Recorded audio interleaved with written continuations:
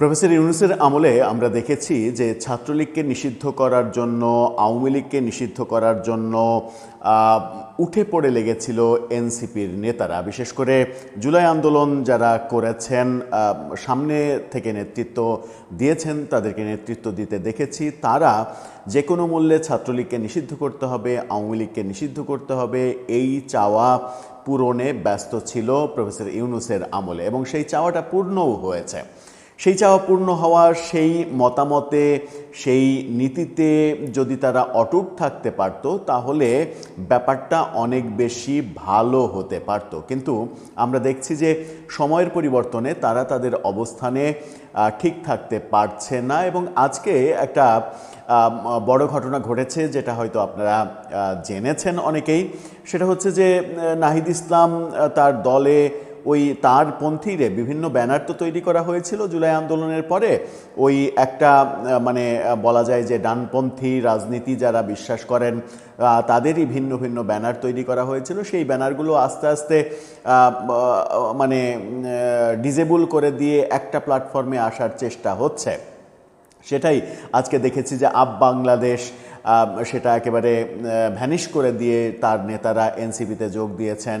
আবার বৈষম্য বিরোধী আন্দোলন ওই ব্যানারে হিসাবে এতদিন যারা অ্যাক্ট করছিলেন তারা অনেকেই এনসিপিতে যোগ দিয়েছেন। এবং সেখানেই নাহিদ ইসলাম বলছেন যে ছাত্রলীগের নেতাকর্মীরাও এনসিপিতে যোগ দিতে পারবে, কোনো সমস্যা নেই।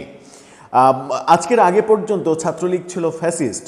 আজকের আগে পর্যন্ত ছাত্রলীগকে নিষিদ্ধ করার এবং নিষিদ্ধ ছাত্রলীগকে নিষিদ্ধ ফ্যাসিস্ট, এই ব্যাপারগুলোই তো বলে আসতে শুনেছি তাদেরকে। হঠাৎ করে আজকে ছাত্রলীগ এত ভালো হয়ে গেল যে ছাত্রলীগের নেতাকর্মীরা এনসিপিতে যোগ দিলে তারা পুত পবিত্র হয়ে যাবে, তাদের আর কোনো দোষ থাকবে না। ব্যাপারটা আসলে রহস্যজনক, এবং সেই রহস্যজনক ব্যাপার নিয়ে সামাজিক যোগাযোগ মাধ্যম একেবারে তোলপাড় হয়ে গেছে।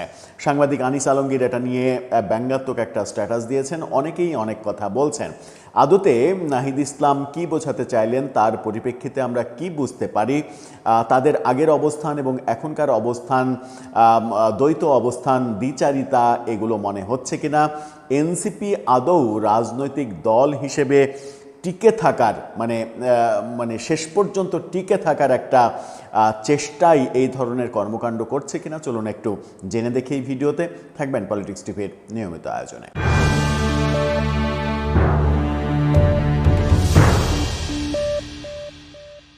দর্শক, বলছিলাম আওয়ামী লীগকে, ছাত্রলীগকে ফ্যাসিস্ট বলে গালাগালি করা, কবর রচনা করা, মুজিববাদের কবর রচনা করা, ৭২-এর সংবিধানের কবর রচনা করা, আওয়ামী লীগ দেখা মাত্রই তার উপরে মব তৈরি করা, তাকে জোর করে থানায় নিয়ে আটকে জেলে ভরার ব্যাপারগুলো, এবং প্রফেসর ইউনূসের মেটিকুলাস ১.৫ বছরে মিথ্যা মামলায় লক্ষ লক্ষ আওয়ামী লীগের সাধারণ কর্মীদের, যাদের দলে কোনো পদপদবি নেই, যারা কোনো ধরনের কোনো বিশৃঙ্খল পরিবেশের সঙ্গে জড়িত নয়, তাদেরকেও জেলে রাখা হয়েছে এবং তাদেরকে জামিন দেওয়া হয়নি। এবং সেই কার্যক্রমগুলোকে সমর্থন দিয়ে আসছিল এনসিপি। হঠাৎ করে তাদের সুর বদল হতে শুরু করেছে। আমরা কদিন আগেই দেখলাম যে পহেলা বৈশাখের দিনে হাসনাত আবদুল্লাহ আওয়ামী লীগ নেতা মঞ্জুর আলম, চট্টগ্রামের সাবেক মেয়র, তার বাড়িতে গিয়ে গোপন বৈঠক করলেন।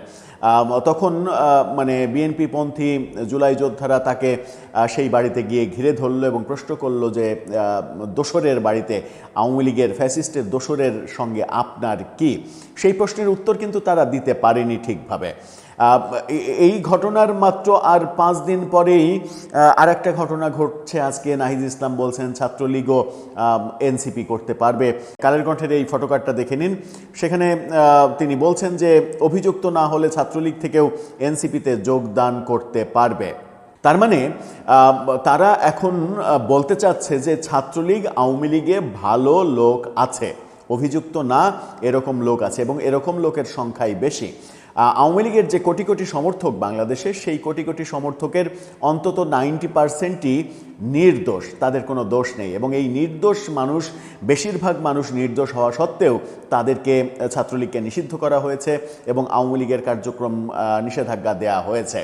এই যে নির্দোষ মানুষগুলোর ওপরে নিষেধাজ্ঞা চাপিয়ে দেয়া, এই চাপিয়ে দেওয়ার মাধ্যমে একটা বেআইনি অনৈতিক যে সিদ্ধান্ত প্রফেসর ইউনূস সরকার নিয়েছিল এবং সেই সিদ্ধান্ত নিতে এক ধরনের নাটক তৈরি করেছিল এনসিপির নেতারা, সেখান থেকে তারা আজকে বেরিয়ে এসে তারা বুঝতে পারছে যে আওয়ামী লীগের মধ্যে, ছাত্রলীগের মধ্যে নির্দোষ নিরপরাধ মানুষজন আছে, তাদেরকে তার দলে আহ্বান জানাচ্ছে। আজকে হঠাৎ করে ছাত্রলীগ ফ্যাসিস্ট থেকে ভালো হয়ে গেল যে তাদেরকে এনসিপিতে যোগ দিতে হবে, যোগদানের উন্মুক্ত আহ্বান জানাচ্ছেন।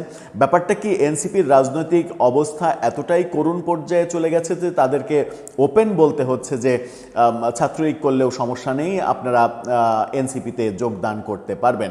অনেকেই ফেসবুকে লিখছেন যে এনসিপি মূলত রাজনৈতিকভাবে নিজেদের ধ্বংসের হাত থেকে বাঁচানোর জন্য এখন এই মরিয়া চেষ্টাটা করছে। আমরা এর আগেও এরকম বক্তব্য দেখেছি যে মানে এই এখনও দেয়া হচ্ছে যে যারা বিভিন্ন দলের মনোনয়ন বঞ্চিত হবে, যারা বঞ্চিত হবে, তাদের জন্য এনসিপির দুয়ার ফাঁকা আছে। বিভিন্ন দল আগামী স্থানীয় সরকার নির্বাচনগুলোতে মনোনয়ন যে নেতাদের দেবে না তাদেরকে এনসিপিতে ভেড়ানোর প্রকাশ্য কথাবার্তা তারা বলছে, এবং এটা যে রাজনৈতিক দুর্বলতা প্রকাশ করা, তাদের নিজেদের রাজনৈতিক অবস্থান যে খুবই দুর্বল হয়ে গেছে, সেই দুর্বলতাটাকে যে প্রকাশ করা, এটা পাগলেও বোঝে, এটা না বোঝার কিছু নেই। এবং এই বোঝা নিয়েই সাংবাদিক আনিস আলমগীর তার ফেসবুক পোস্টে একটা পোস্ট দিয়েছেন। এই কালের কণ্ঠের ফটোকার্ডটা শেয়ার করে তিনি পোস্ট দিয়েছেন। তার পোস্টটা দেখে নিন। তিনি বলছেন, তিনাদের দাবিতে একসময় বিশ্ব বাটপার ইউনূসের পক্ষ থেকে বলা হলো ছাত্রলীগ নিষিদ্ধ, তারপর বলা হলো আওয়ামী লীগও নিষিদ্ধ। বাহ, একেবারে ইতিহাস গড়া শুদ্ধি অভিযান। কিন্তু গল্প এখানেই শেষ না। এখন ইনাদের নতুন ঘোষণা, ছাত্রলীগ থেকে কেউ আসতে পারবে যদি অভিযুক্ত না হয়। মানে আগে দরজা বন্ধ, তারপর আবার একটু ফাঁক করে বলা, ভাই ক্লিন থাকলে ঢুকে পড়েন। এই রাজনীতির নতুন ফর্মুলা দেখে তো মনে হচ্ছে নিষিদ্ধ আর আমন্ত্রণ দুটোই একই প্যাকেজে চলছে। একটাই প্রশ্ন মাথায় ঘুরে, চান্দা ধান্দার জয়নিং কি কমে গেছে নাকি যে এখন আবার পুরনো স্টক রিসাইকেল করতে হচ্ছে? রাজনীতিতে আদর্শের চেয়ে অফারের ভ্যালুই বুঝি বেশি হয়ে গেছে। আওয়ামী লীগ ছাত্রলীগ কি এনসিপির দয়ায় রাজনীতি করবে? নাহিদ সাহেবের মনে রাখা উচিত যে রাজনীতি নিজের প্রতিপক্ষকে নিষিদ্ধ করে, যে রাজনীতি নিজের প্রতিপক্ষকে নিষিদ্ধ করে সে আসলে নিজের দুর্বলতাকেই বৈধতা দেয়। খুবই স্পষ্ট কথা, যে রাজনীতি প্রতিপক্ষকে নিষিদ্ধ করতে চায় সেই রাজনীতি এবং সেই রাজনৈতিক দল যে দুর্বল, এই দুর্বলতাকেই বৈধতা দেয়া সেই নিষিদ্ধ করার প্রক্রিয়াটা।